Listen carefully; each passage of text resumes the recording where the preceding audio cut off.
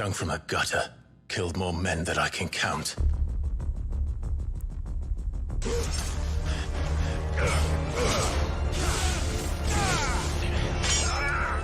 Not this time.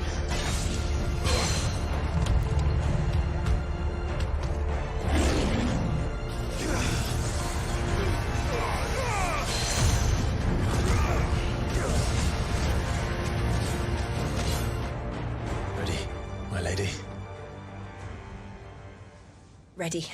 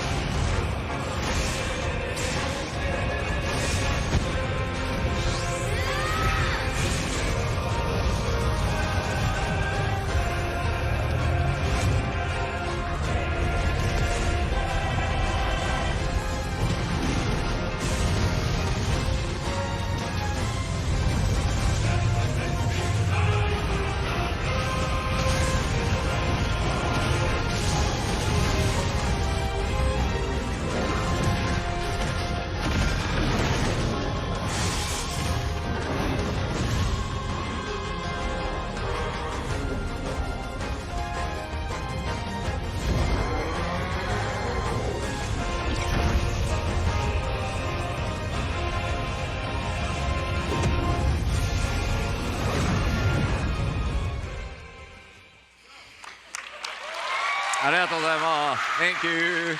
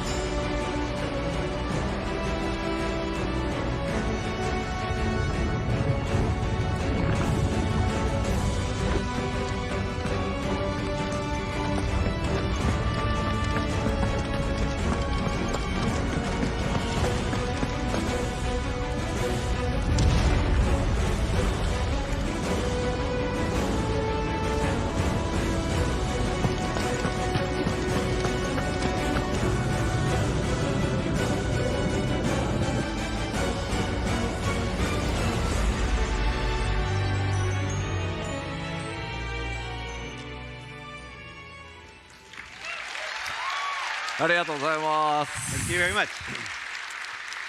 今ご覧いただいた映像すべて、カットシーンなどではなくプレイヤーの皆さんが主人公クライブ・ローズフィールドを、実際に赴き、探索しバトルをするエリアになってます。And again, what we just showed you is these are not cutscenes. These are all areas that Clive will be able to go to and explore and have battles. ぜひですねこの 6E の世界バリスゼアの、世界を冒険するのを楽しみにお待ちください。 And again, we hope you have fun exploring the world and hope you look forward to it. 続いて One that showcases Clive's iconic abilities. As for the iconic clashes, we have another video for later in the presentation. So let's watch this first one on iconic abilities.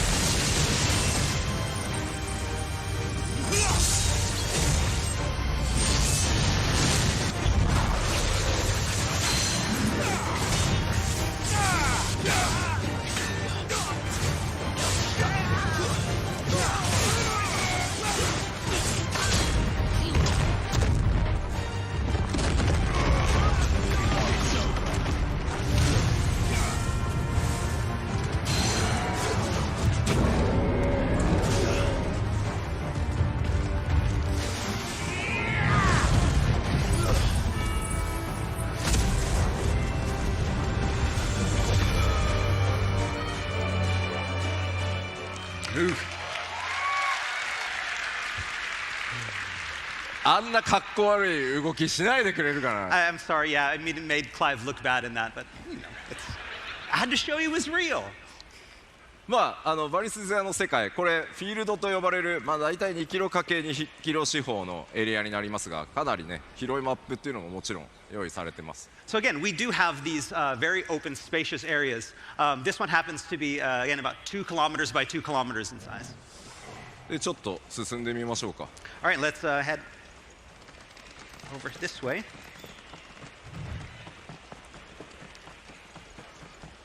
でまあこれ普通のハイファンタジーの世界にはね存在しないオブジェクトですが、こちら1500年前に存在していたと言われる空の文明と言われる謎のね、古代文明の遺跡が各所に点在しています。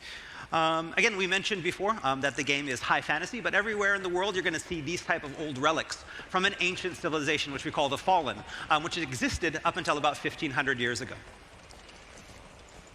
で実際このフィールドの中にはこうやった、人々がね集まってキャンプなどが、開かれていたりします。 And of course, in these large fields, it's not just places for battle, but you also have towns and encampments as well. まあこういったところも基本は全くロードなし、シームレスにも全部進んでいきます。 And as you see, it's all seamless from field into town.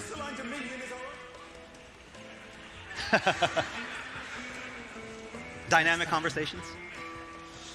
であんまり進むと、ストーリーが進んでしまってスポイラーになるので、Oh, yeah.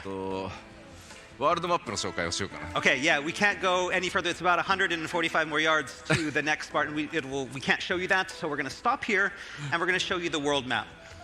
ファイナルファンタジー16ですが、このようにワールドマップというものが存在しています。 So with Final Fantasy XVI, we have this world map, and these are the areas that you can explore. で実際にプレイヤーの皆さんは物語を進めていくとこのワールドマップに、行けるエリアというのがどんどんアンロックされていきます。 And as you proceed through the story, you'll be unlocking more and more areas that you can visit. で基本的には物語ストーリーを進めるためには新しくアンロックされた場所で、まあ、バトルをしたり物語の展開が起こったりするんですけど、もちろんそれに従わずに他のエリアに行ってアイテムを取ってきたり、モブを探したりそういったことも自由にプレイできるようになってます。 And again, of course, players can choose to, again, follow the main scenario along when you unlock new areas, or you can go back to the areas that you previously visited to have battles or search for items and just explore. じゃあ実際どれぐらいでエリアチェンジするのか試してみようか。 All right, and now we're going to show you what it's like to actually travel to an area and how much loading time there is. 怖いな。 And here we go. 1, 2, 3, 4ぐらいですね。 All right, here we are. Boom. まあダウンローディング出さなくていいよっていうギリギリぐらい。 That's right. Yeah, it's just short enough that we don't have to put a now loading symbol on the screen. まあではちょっとここで、その RPG 的な要素をちょっとだけご紹介するのにセーブデータ変えます。 All right, so next up, I want to show you a different type of area, an area that has a little bit more of our RPG elements in Final Fantasy XVI. So we're going to have to switch our save data. あ、1個忘れてた。 Oh, we forgot something. 今日はライブストリームも 2K の配信らしいので、今回はですねここにあるパフォーマンスモードと、グラフィックスモードありますので、2K のフレームレート優先のモードで、プレイをしております。 Okay, so as you can see here, we have two different game performance modes. One that focuses on graphics and 4K graphics, and one that focuses more on frame rate. Because our stream today is in 2K, we've decided to do the frame rate performance mode. 基本的にいつでも好みで変えていただけるので、まあ、グラフィックス最優先で遊びたいよという方はグラフィックス選んでいただいて、もうアクションゴリゴリに、行くんだという方はフレームレートで遊んでいただければと思います。 But as you can see here, this can be changed at any time during gameplay. You can go from back and forth between frame rate and graphics at any time you want. So match it up with your playstyle. If you're more into the action in that frame rate, choose that frame rate mode. If you just want the beautiful experience, feel free to go with the graphics. では All right, so let's load. あ The pixel. なんだろうね。なんだろうね。別のデータを読みます。Okay, let's go to the next data, and here we are. 早いですよね。That was it. Very quick. Yes。こちらがですね、クライブ青年期に訪れることになるシドルファスが組織している組織のアジトになります。All right, so next up we have an area that's called the Hideaway. And this is an area that's run by Sid, someone that Clive meets along his journey. で、大体ここが、皆さんのベースキャンプのようなものになるとイメージしていてください。And this is kind of like a hub or a safe area where Clive can return in between his adventures. まあ、例えばこのアジトには、こういったカローンのショップがあります。So inside the Hideaway, Clive will find different facilities, such as this shop run by Lady Karen. まあ、武器とか、And here, Clive can buy weapons, 防具とかアクセサリ gear, ーとか、 accessories, もちろんポーションの補充なんかもね、 as well as 行います。 the items like potions, the consumables. で、他にはトルガルが寝てる。 Oh, Torgal's sleeping. Aww. こちらにはですね、腕利きの鍛冶屋ブラックソーンがいます。 And here we have the Hideaway's master blacksmith, Blackthorn. このブラックソーンのところでは、クライブが手に入れてきた素材アイテムを使って新しい武器や防具を作ったり、今まで使っている武器や防具のアップグレードを行ったりすることができます。 Here, Clive can bring the materials that he's gathered on his journey to craft new gear or upgrade his existing gear. 他にもですね、このアジトだと、まあ、向こうにちょっとアイコン出ていますが、サイドクエストの発行、まあ、これ世界中に散らばってはいるんですけど、より多くのサイドクエストここからも発行されてます。 As you can see there in the background with those exclamation points, those are side quests that start from the Hideaway. Of course, there are also side quests that will start in other locations as well, but most of them start from here in the Hideaway. Oh, nice cloak. I want one. I want one. そしてこちらのストーンもぜひ覚えておいてください。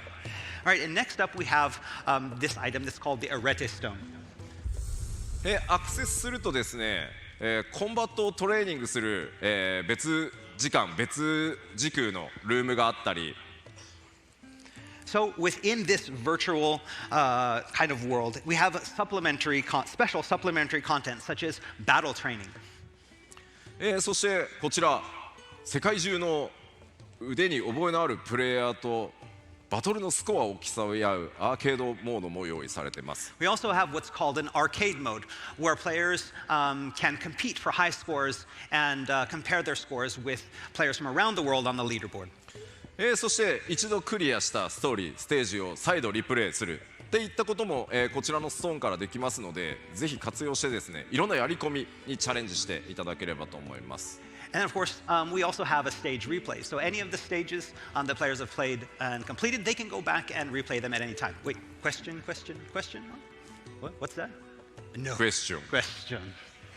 Secret. Secret. Okay. というわけで、まあ、このアジトを中心にですね、クライブいろんな活動をしていくんだよというのを覚えておいてください。 So again, this is that safe zone where Clive can go at any time in his journey. And so when you need a break for the main story, the Hideaway is where the fun continues. 今回ちょっとまた新しいエリアでバトルを紹介してみようかなと思ってます。 Okay, so we're going to go to a different section of the area that we did the walkthrough before. まずクライブの、現在のギアですが、このアクセサリー何も装備されてません。 Okay, so this is the gear equip screen, and we see at those bottom three slots for accessories, we have nothing equipped in the accessory slots. 普通にクライブのこの召喚銃の切り替えというのは、こちらのL2 ボタンを押す Okay, so by pressing the L2 button, that cycles through the three icons that you have channeled. じゃあ僕がすべてマニュアルでちょっと敵と戦ってみようかなと。 Okay, so first we're going to go through a battle, and this is all manual. We have none of the helpful accessories equipped. まず回避は R1 ですね。 So you press R1 to evade. See him evading there. で仲間たちはオートで戦います。 And then you have Jill and Torgal are fighting automatically. He's 今 dodging. うまくかわしますね。 That was a good judgment. でもかわせないと。 And that was a bad one. Dodge.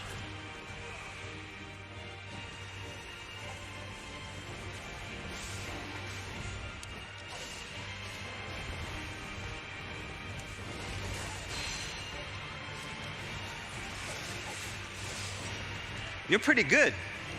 Thank you! で、ウィルゲージを削るとこうダウン状態に。 And each enemy has of these larger enemies have what's called a will gauge. When you get their will down to 0, they will be staggered and fall like this, and for a free-for-all on the down enemy.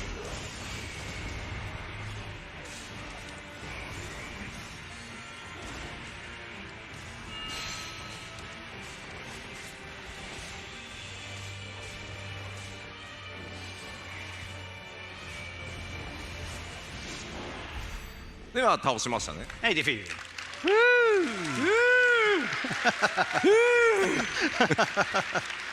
How much practice? え How much practice? Four times? Four times?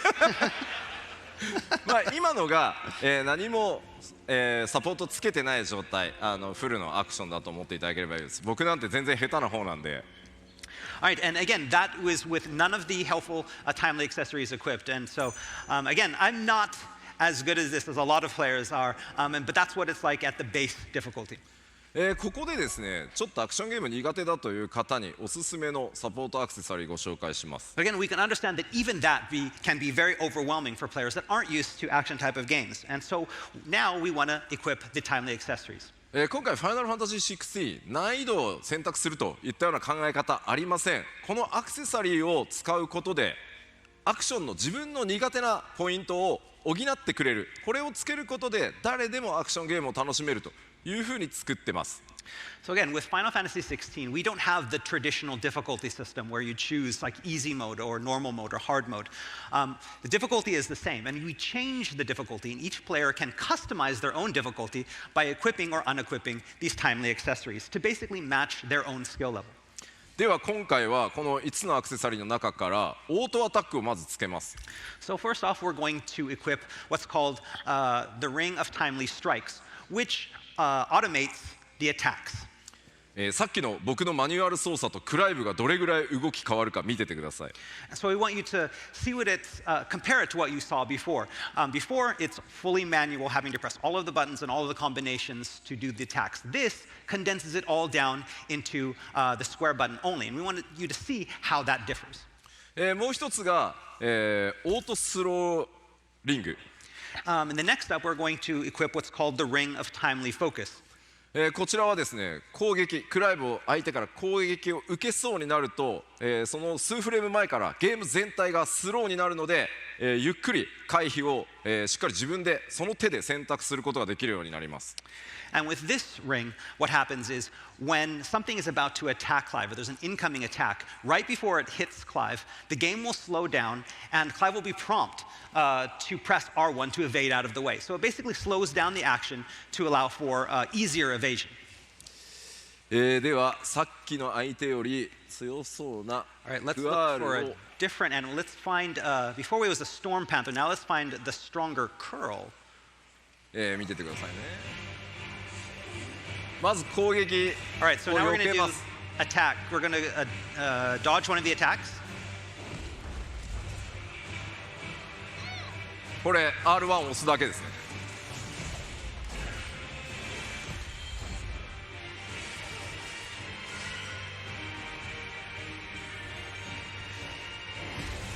あ、自分で避けちゃった。 Oh, that was good. Yes, just pressing R1 at the prompt.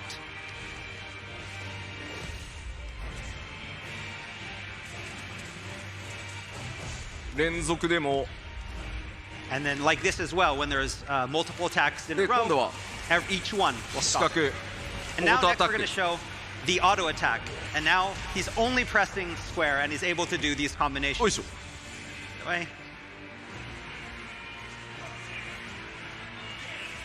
You can play one-handed. ほう